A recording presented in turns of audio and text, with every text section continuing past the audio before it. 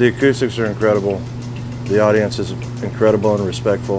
You've really created a good vibe here that songwriters and well, not just songwriters, just artists in general can thrive here and be respected and heard. Yeah, which is, I think, what people need. Right.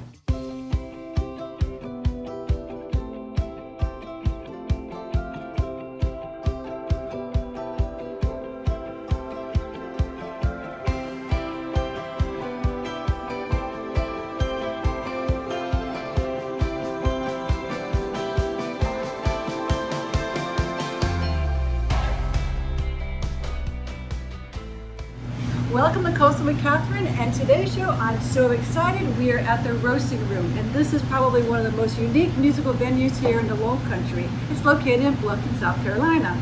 We're going to sit down and talk to Jordan Ross, who is the owner, and we're going to find out about his vision, and also Levi Lowrey, who is a songwriter, and many people know him for his music. I mean, he's written songs for the Zac Brown Band, and we're going to find out a little bit about him as well. So don't leave, we're going to be right back with more.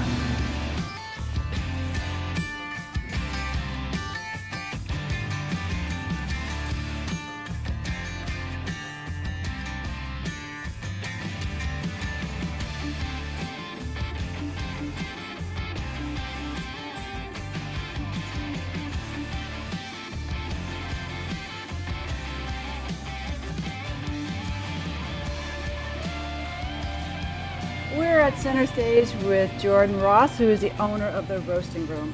I love your venue very much, but let's talk about you. You're a musician, songwriter, entertainer, and you bring amazing songwriters and musicians to this wonderful place. Thank you. Yes, we have been doing that since 2016, and yeah, I play music on the island and I can see the water from where I'm at. Yeah.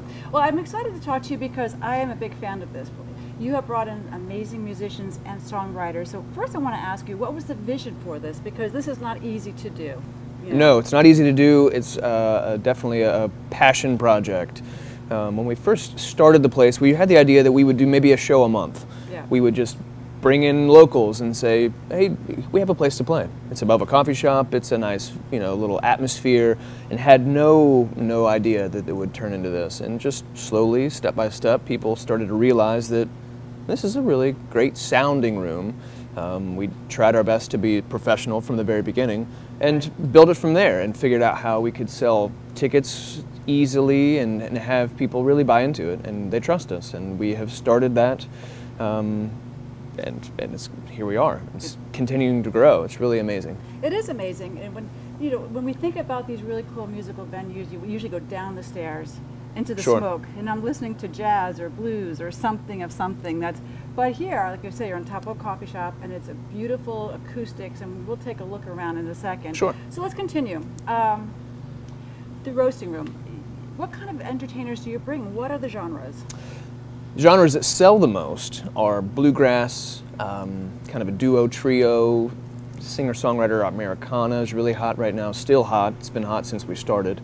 We're trying to branch out a little bit. We're doing a fusion band, like a jazz fusion, that's already starting to sell pretty well. Doing that in March.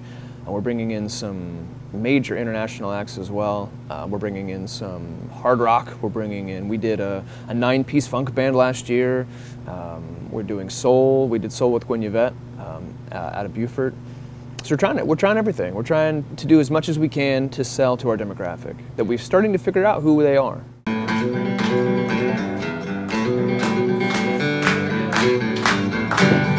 dealing with a stranger from Kansas.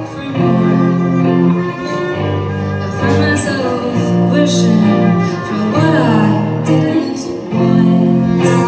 I find myself staring down that Tulane, thinking of the great unknown.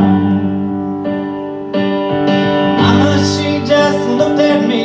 So where do you think you're going, son?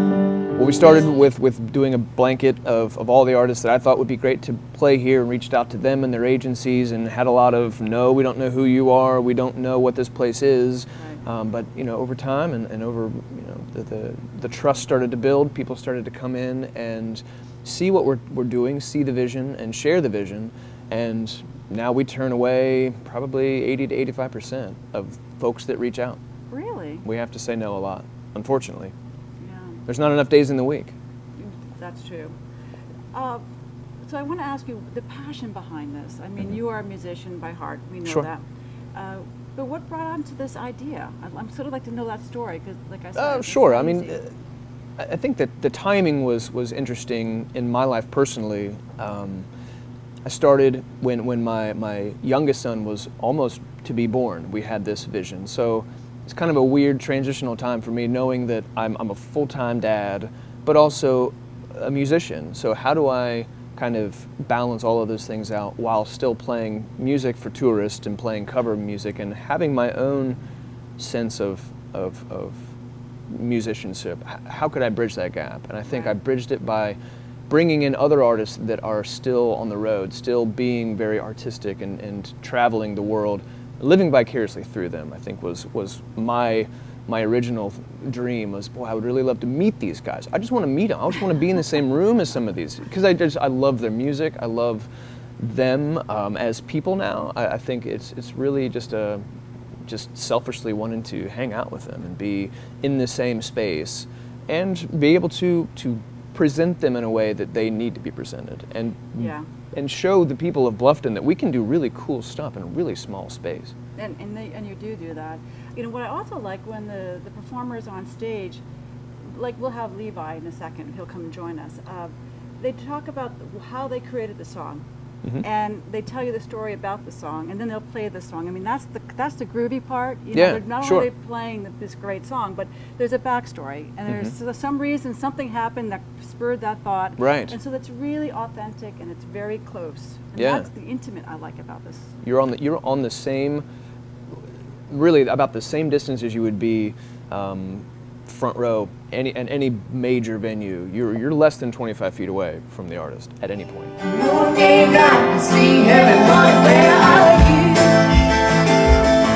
Let's pass the fade when we both lie. So what's the capacity? Because this room is interesting. We have We've benches, got seating, we have side. I mean, what was the purpose behind this?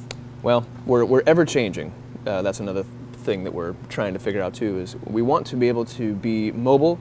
We need to make this space change over and be something else entirely during the week. So the thought behind it, and we're still in transitional phase, we want to be able to have as much seating as possible that will allowable for fire code, but also have a place where we can strip it all the way out and have a full concert with standing room, or have it just sitting down and people listening to an artist play very softly. But the capacity right now is 85. We do seated and standing room around the edges, and it works great. And we can get 85 people. Feels really good in here. Yes, It's I've been electric. here, and I've been. It is electric, actually, Yeah. and with the performer too. You sort of feel like you're in a living room, Sure. and you have that nice feeling. Yeah. And And it's wonderful to see some of the artists take that idea and run with it. We've had many artists come out in the middle aisle and play, and it's just. It's a different level. It's a different level of goosebumps that you can find with some of these artists that have done that. It's really amazing. So, in the experiences, give us a couple examples. Who has come in that sort of surprised you the most? And Surprised me. Well, I feel like I'm always surprised. The one that came in that let's go most recently. I came to see The End of America, which was a band that I didn't know much about. Their music was great. I loved it, but I love a lot of their other people's music as well. But they came in and just, man, their harmonies were so tight. They were great people, and they did that too. They came out in the middle of the room, and I mean, you could just people. Got Are they sucked in. guitars, drums? What were they? What's the instruments? It was guitars and country, blues? They played keys and guitars, fiddlers? and it was just folky Americana. That's Folky Americana. it's, the stuff that just seems to sell around here. There was 60-some people in here, and it felt like I was just with just them. It was just me and them. So if somebody wants to buy tickets, how do we do this? Is there a ticket agent, website? What's the best Yeah. way to buy tickets here? It's definitely recommended. If you want to have a seat, you have to buy tickets online. We don't have a box office per se, although most of the time tickets are available at the door. Sometimes, like tonight for instance, there will be no tickets available at the door. It's sold out. Okay. But it's hard for us to sell a ticket after the fact to a seat because once they're not sold online, they're turned over to general admission. So you can chance it if you want to. If you come to a show that's not sold out completely, you can chance it and buy a general admission ticket at the door. Maybe you'll get a place to sit, but maybe not. So we do recommend to go to roastingroomlounge.com and buy tickets. And it's really easy to use. And I really want to point out that it's very affordable, which is important. You know, Sure. These are not $100 tickets. No, not yet. Not yet. But you know, for $20, you could come in and have a great venue, this music, amazing. and a great experience. It really is a lot of fun. You know, so I want to thank you for joining me. I appreciate it. Thank you. And for I having know me on. Levi just came through, so we're going to grab him in a second. Sure. All right, we'll sit down with him. Right on.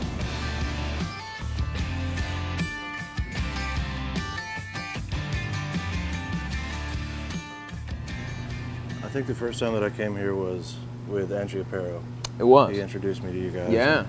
Was talking up the room quite a bit, and you didn't fail to deliver. That's for awesome. sure. One of the first things that attracted me was the bourbon selection. That definitely helps. It was. I think at the time there was over 200 on the wall. Was it really? Now it's 125. Oh, you so had we to scale stripped it back down a a little bit. bit? Yes. Just the good stuff now. Yes. No, the acoustics are incredible. The audience is incredible and respectful. You've really created a good vibe here that songwriters and well, not just songwriters, just artists in general can thrive here and be respected and heard. Yeah, which is, I think, what people need. Right. Just right. generally, to be respected and heard. No, Levi, absolutely. what inspires you as a songwriter? I write everything from real life experiences. I've never been able to do the Randy Newman thing where you just kind of make up a story and go from there. And he's incredible at it. He's one of my favorite songwriters, but I have to write from true experience. Sure. So generally, all the songs are about things that I've gone through or currently going through, for the most part. Do you like to collaborate? Sorry? Do you like to collaborate? No, I hate people. Not a big fan of humans. No. He's an isolationist. No, I do collaborate quite a bit, and I think it's kind of expected this day and age. It's everything from co-writing to working with people on records, and I'm actually collaborating right now with a guy that I've been friends with for a long time, Wyatt Durrett. We have a duo together called Yesterday's Wine. Right. And it's been doing some big things and gaining a lot of traction. So Awesome. trying to get him here. We tried. I think there was a time we did try to. We're trying. We're still trying. And, yeah. well, it's not if, it's when. Yeah, it'll happen. Yeah. It'll happen for sure. He'll love this place. Yeah, and we'll love Really him. will.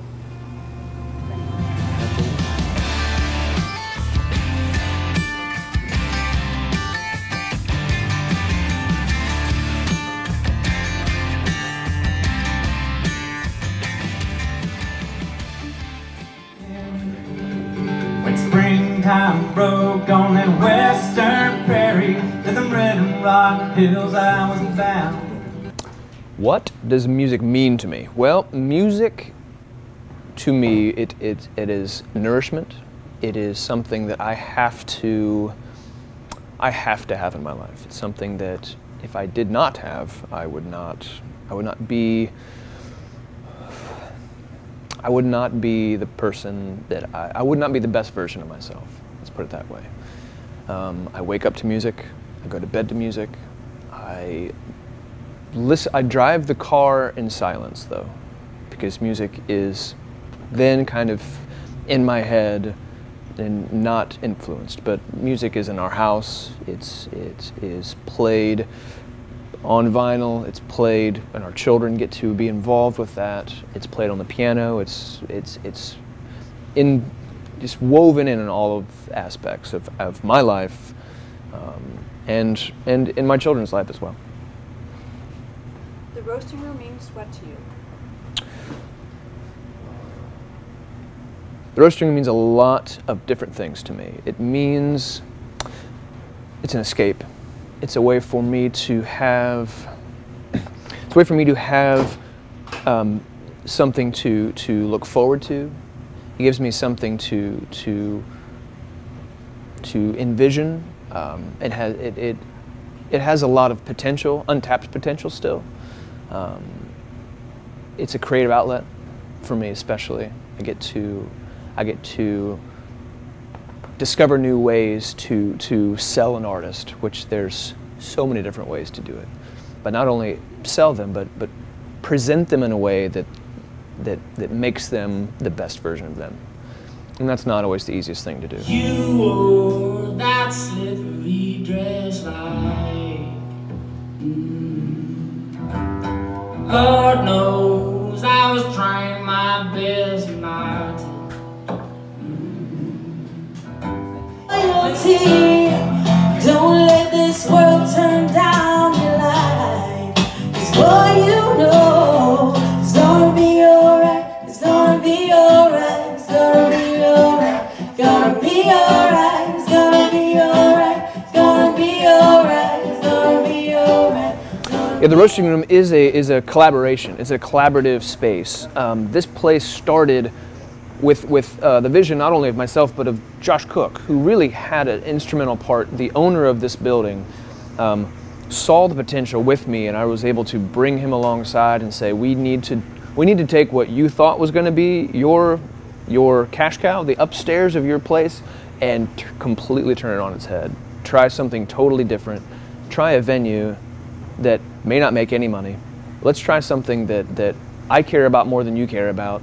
And Josh said, he said yes. He is the one person that I know in my life that he just says yes. He takes risks, and whether calculated or not, he takes risks that he just trusts certain people. And that is the reason why this place exists, is because Josh Cook said yes. Well, I hope you enjoyed our show. I'll tell you, the Roasting Room is one of the most unique musical venues that we have. Look at this. It's like, you know, sitting in your living room in an intimate setting. The performers are right there. They have their guitars, their instruments, and they tell you about their stories and why they've written the songs they have. So I highly recommend it. How do you get tickets? You go to the roastingroomlounge.com, and it's all there for you. And there's a schedule of artists coming up as well. I highly recommend it. So thanks for joining me. This is Coastal with Kathryn. I'll see you next time.